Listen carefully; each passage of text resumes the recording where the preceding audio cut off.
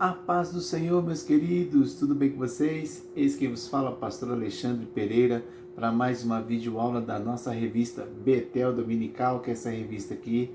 Desde já eu agradeço o meu pastor Marcos Moreira, que é presidente da Igreja Assembleia de Deus Ministério de Madureira, Campo de Ourinhos e região, a igreja a qual pertenço. Agradeço também a você que tem me assistido, que tem me acompanhado. Deus abençoe a sua casa, Deus abençoe a sua família. Hoje estudaremos a lição de número 12, que traz como título: O fiel experimenta socorro divino, mesmo em tempos de crise.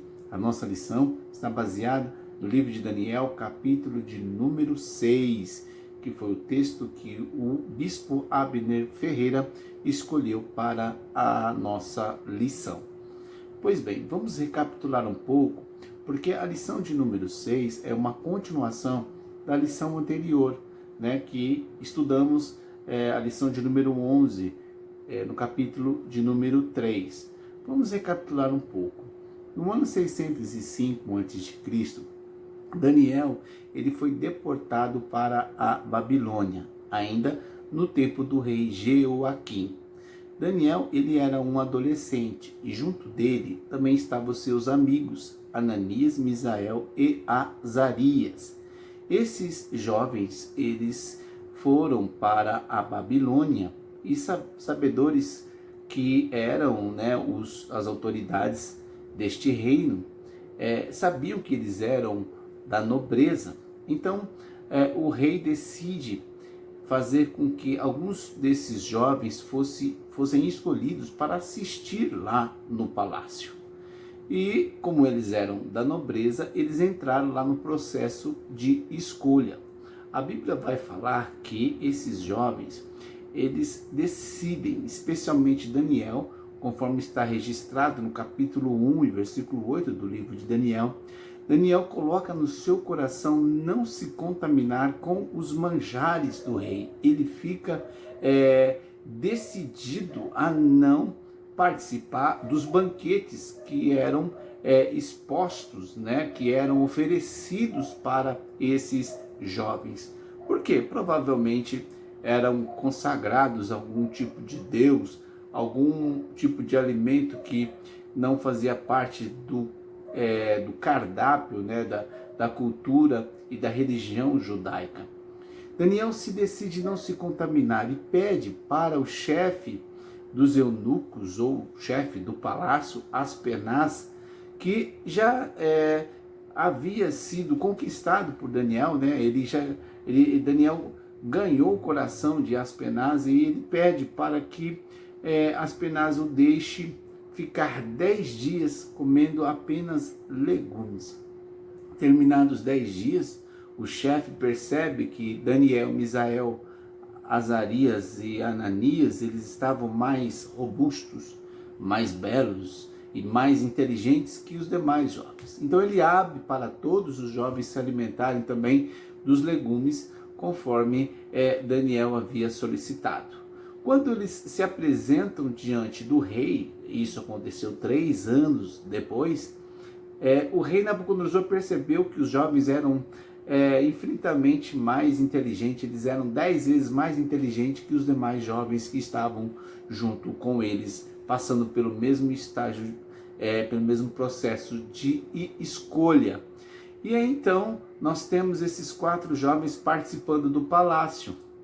Quando chega no capítulo 2, o rei Nabucodonosor recebe um sonho divino, Deus que dá o sonho para ele, e ele não tem interpretação, ele fica angustiado com este sonho, e ele pede para que todos os sábios, os entendidos, astrólogos, todos as autoridades relacionadas à sabedoria do palácio, não só do palácio, mas de todo o reino babilônico, revelasse o seu sonho. Mas ele não contou o sonho, eles tinham que falar qual era o sonho, e dar a interpretação do sonho. Se não fizesse, o decreto do rei dizia que o rei iria exterminar todos os sábios, iria matar todos. E Daniel e os outros 3 estavam na lista. Então, Daniel pede para que seus amigos orem a Deus, para que Deus pudesse revelar o sonho de Nabucodonosor. E assim aconteceu. Deus revelou para Daniel qual era o sonho e deu a interpretação deste sonho. Daniel foi até o rei, contou para ele, o rei se alegrou muito, enalteceu o nome de Deus e elevou Daniel em cargos superiores, né, cargos de autoridade no reino babilônico. Quando nós chegamos no capítulo de número 5, nós vamos ter não mais o rei Nabucodonosor, mas o seu filho Beltesazar.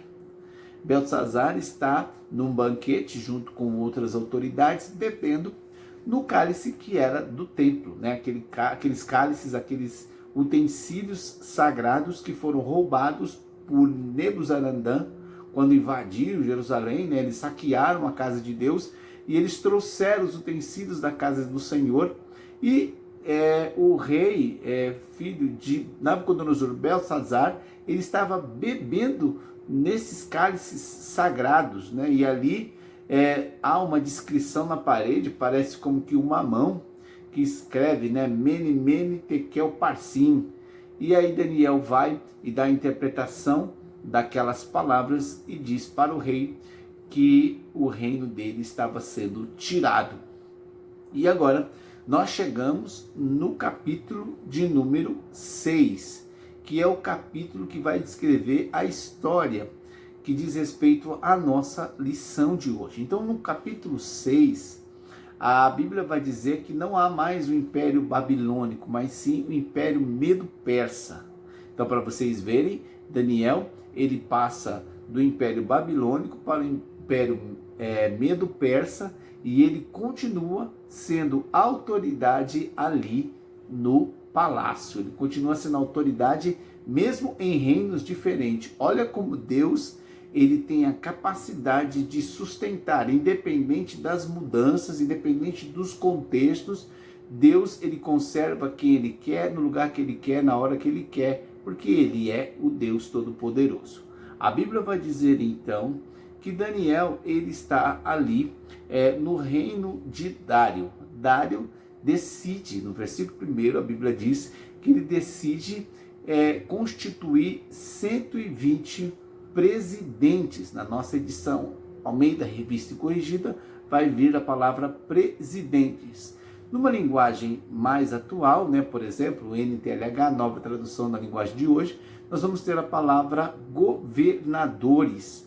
Para nós entendermos, né, são 120 províncias, administradas cada uma por um homem, e para nossa compreensão mais fácil, né, a palavra governador fica um pouco mais compreensível, porque nós temos os governadores no nosso país, que estão subordinados a um presidente. Então, o que Dário vai fazer? Ele vai colocar 120 homens para cuidar de 120 províncias, e ele vai elevar mais 3 autoridades, que na Almeida Revista e Corrigida vai vir a palavra príncipe, né? Príncipe, eram 3 príncipes escolhidos para cuidar dos 120 governadores.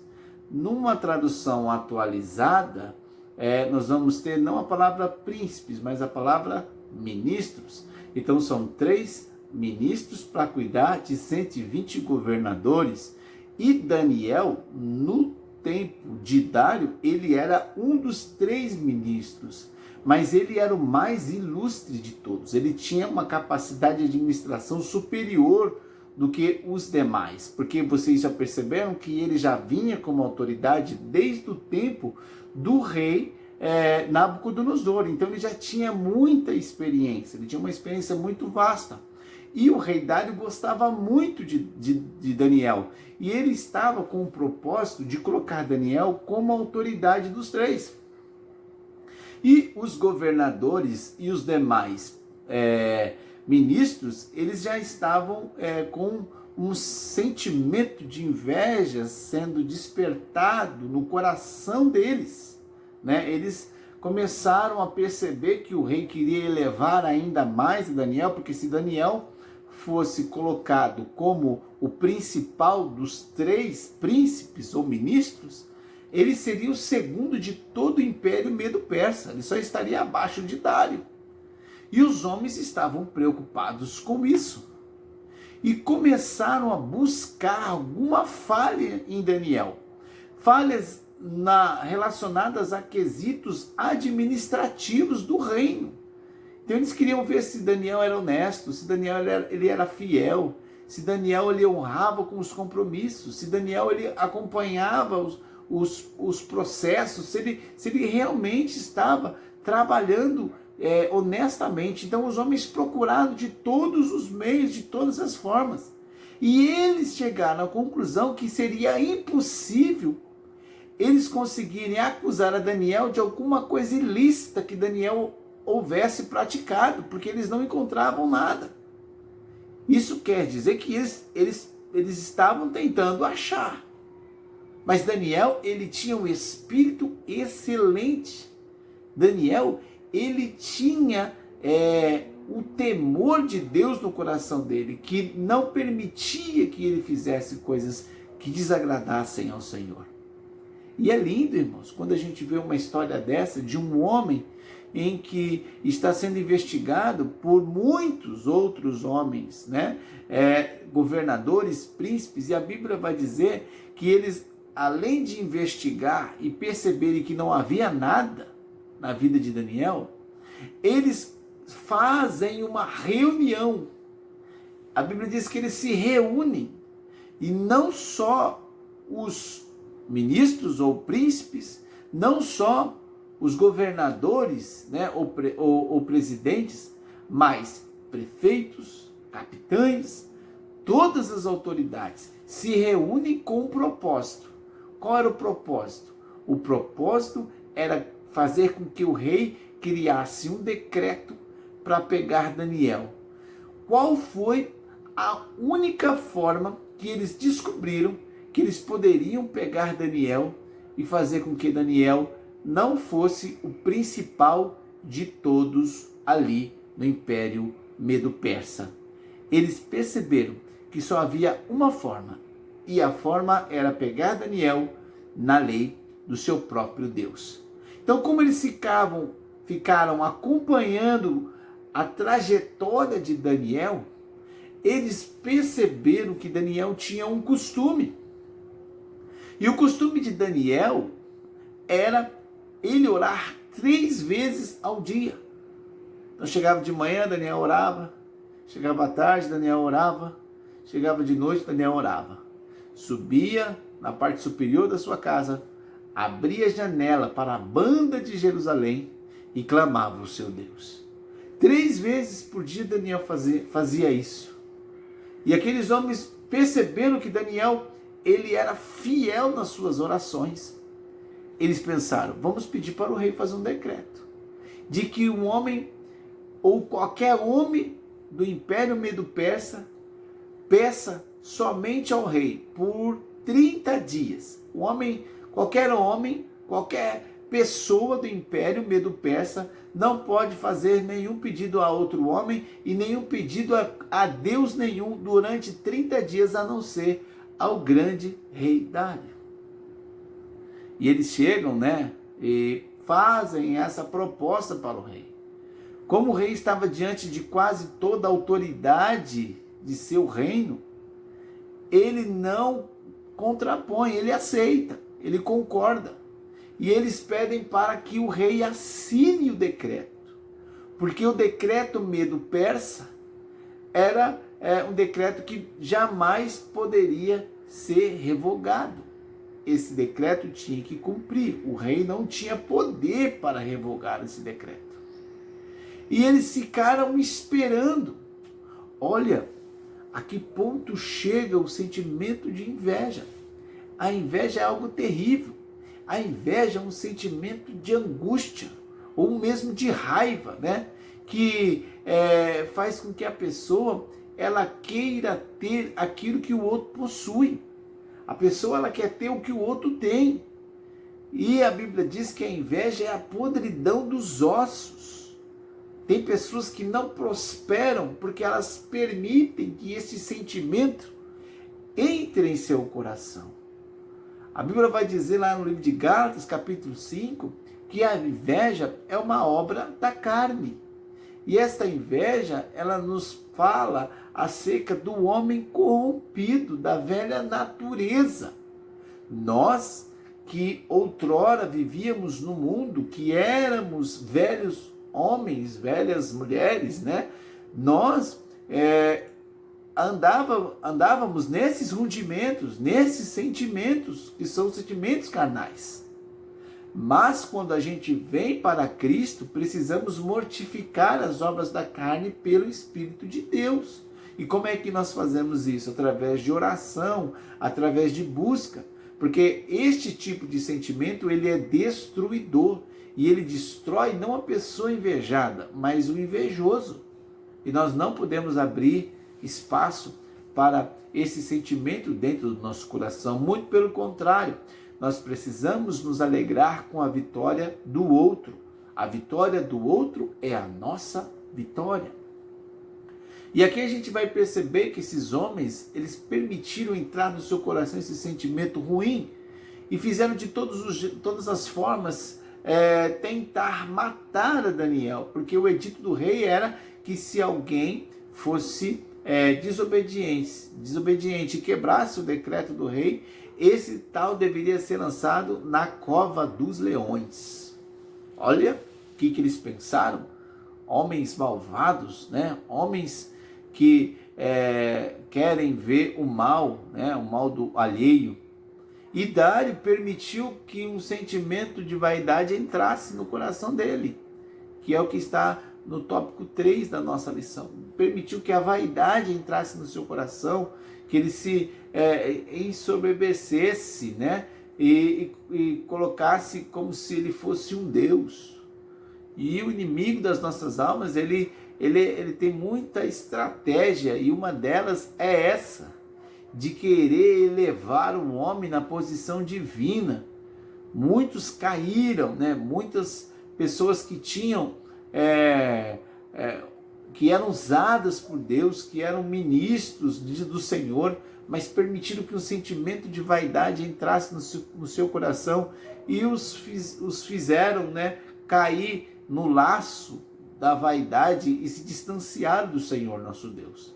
E foi a mesma coisa que Lúcifer fez lá no céu, né? A Bíblia diz que ele era o aferidor de medida, ele tinha, né, a capacidade de reger os corais celestes. A Bíblia vai chamá-lo de querubim ungido, mas por um instante ele quis ser igual a Deus, né? Por um instante ele quis ser autoridade no céu, representar-se como Deus, e Deus o precipitou para as camadas mais baixas da terra. Jesus mesmo disse: eu vi Satanás cair como um relâmpago. Por quê?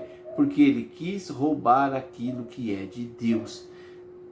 Dário, ele permitiu que esta vaidade entrasse em seu coração, e ele foi forçado a fazer uma coisa que não era do seu interesse, porque aqueles homens maus, os inimigos de Daniel, ficaram esperando o primeiro dia em que Daniel fosse fazer as suas orações diárias.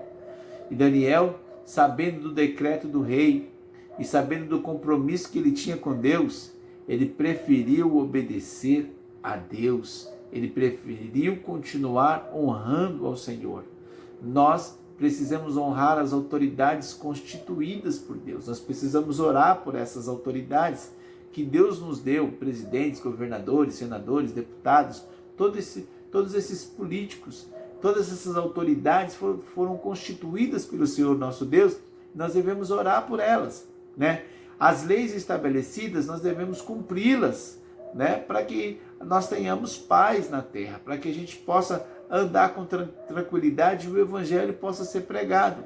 Mas quando as leis dos homens, elas contrapõem aquilo que é a lei de Deus ou aquilo que a palavra de Deus está dizendo, nós precisamos aprender a ficar com a palavra de Deus. E aí sim a gente usa as palavras que Pedro mencionou lá no livro de Atos, quando disse: importa obedecer a Deus do que aos homens. Quando a lei do homem ela está na contramão daquilo que a palavra de Deus diz, nós precisamos aprender a ficar com aquilo que Deus diz que é o melhor caminho. Boa é a lei que é baseada ou pautada na palavra de Deus. Essa é uma lei que ela caminha para a perfeição, mesmo sendo criada pelos homens. Agora, a lei que é instituída por homem, que vai na contramão da palavra de Deus, essa é falida e ela está fadada ao erro, a coisas ruins. Então, a Bíblia vai dizer que Dário, ele aceita a proposta e ele faz o decreto. E ali ele recebe a informação de que Daniel estava orando e que o rei deveria cumprir com aquilo que foi estabelecido.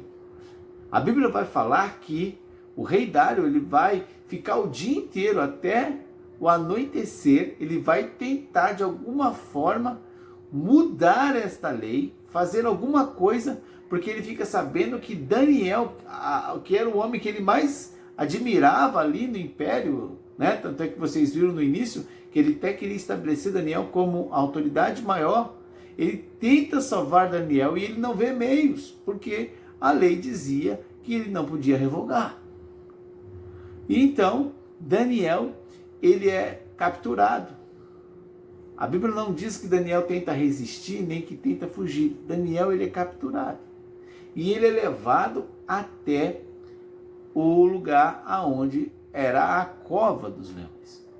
E eu estive em Israel e eu pude ver uma cova de leões.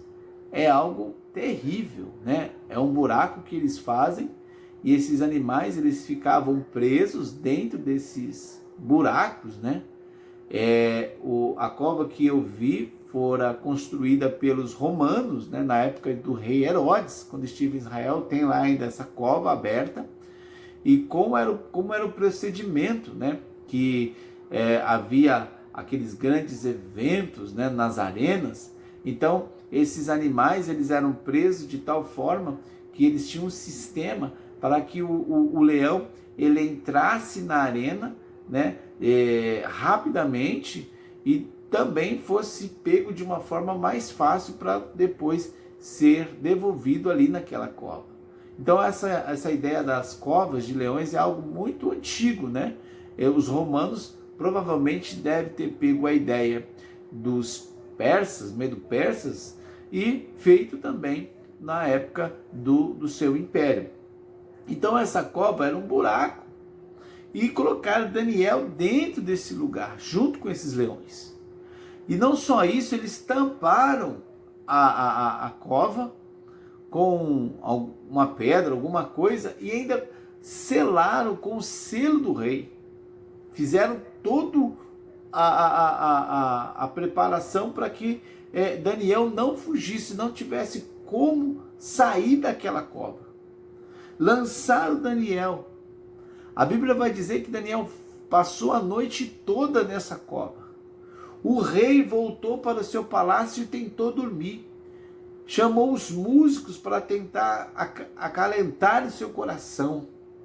Mas ele não tinha sono, ele não conseguia dormir, ele não parava de pensar em Daniel na cova. E ele, quando é de manhãzinha, ele se levanta e ele corre lá ao lugar onde que Daniel tinha sido posto junto com os leões. E ele brada, ele diz: Daniel, porventura o Deus que tu serves continuamente terá te livrado da cova dos leões? E Daniel diz: ó rei, vive para sempre. Deus enviou o seu anjo e fechou a boca dos leões. E eu estou aqui, não aconteceu nada comigo, estou ileso. E a Bíblia vai dizer que o rei manda tirar Daniel de lá, se alegra com Daniel, chama todos aquelas autoridades que haviam maquinado mal contra Daniel, lança-os ali junto com as suas esposas, com seus filhos, e quando eles caem nas covas, eles nem chegam a relar no chão, os animais já os pegam no alto e devora e mata-os. Come, não deixa nem ossos, a Bíblia vai descrever dessa forma, para mostrar que Deus, Ele está cuidando daqueles que servem a Ele, para mostrar que Deus, Ele trabalha para aqueles que nele esperam. A fé de Daniel foi tão inabalável que abriu a oportunidade para Deus mostrar o seu poder. E essa lição, ela nos ensina isso, que a nossa fé precisa ser inabalável, que mesmo estando diante de uma cova, como Sadraque, Mesaque e Abidnego, Deus não livrou-os da fornalha, mas passou com eles na fornalha. Assim também Daniel, Deus não livrou ele da cova, mas livrou ele dentro da cova, porque Daniel, ele era fiel. Daniel, ele tinha um espírito excelente, ele tinha o espírito de Deus. Daniel, ele era um homem que não havia nada que imputasse contra ele, porque ele era um homem imaculado, né? Irretocável. Então Deus, ele honra aqueles que honram a ele. Se a gente ver na nossa lição, no primeiro tópico, Daniel não abriu mão de sua identidade. Então essa é a primeira característica que a nossa lição ela destaca, que nós temos uma identidade cristã, e essa identidade tem que ser a mesma em todos os lugares. Existem pessoas que elas mudam o seu comportamento de acordo com o ambiente em que ela vive, e isso é muito perigoso. Nós que somos cristãos precisamos nos comportar da mesma forma em todos os ambientes. Não somos proibidos, né, de fazermos parte de muitos eventos em muitos lugares, mas a nossa conduta tem que ser uma conduta cristã. Há muito tempo o cristianismo escolhia homens, né? E esses homens, eles eram colocados em abadias, em seminários, né? Em igrejas, e eles se isolavam do restante da comunidade para eles não se sujarem, né? Para eles não se mancharem, para eles não se macularem. E isso fez com que ocorresse uma série de problemas, né, de diversas ordens que a gente vê até hoje, né, nas igrejas cristãs, pedofilia e por aí vai. Sendo que, na verdade, Deus nos chamou para nós fazermos a diferença na sociedade em que vivemos. Deus nos chamou para sermos luz. Jesus foi na casa dos pecadores, dos publicanos, que eram pessoas que não tinham nenhuma admiração pelos religiosos lá no tempo de Jesus, fariseus, escribas, saduceus, zelotes. Eles odiavam publicano, porque publicano na concepção deles eram traidores. Mas Jesus ia na casa desses homens, ia na casa dos pecadores para ensinar-lhes acerca do reino de Deus, e não para fazer as mesmas coisas ou praticar as mesmas coisas que eles praticavam. Então nós precisamos ter a nossa identidade, ela precisa ser igual em todos os lugares. E isso Daniel vai mostrar lá na Babilônia. Ele continua sendo fiel a Deus, mesmo longe do templo, mesmo longe da sua casa. No capítulo 2, a gente vai ver a integridade de Daniel, que Daniel continua se mantendo firme, mesmo sabendo do decreto do rei, mesmo ele sabendo de que o rei já havia estabelecido que aquele que fizesse qualquer tipo de oração, ou qualquer tipo de pedido para qualquer outro Deus, ou para qualquer outro homem que não fosse para o rei, esse seria lançado na cova dos leões. Estava lá o edito, já tinha se espalhado, Daniel sabia. Mas mesmo assim, Daniel se manteve fiel a Deus. Nesses tempos de crise, permaneça fiel ao Senhor.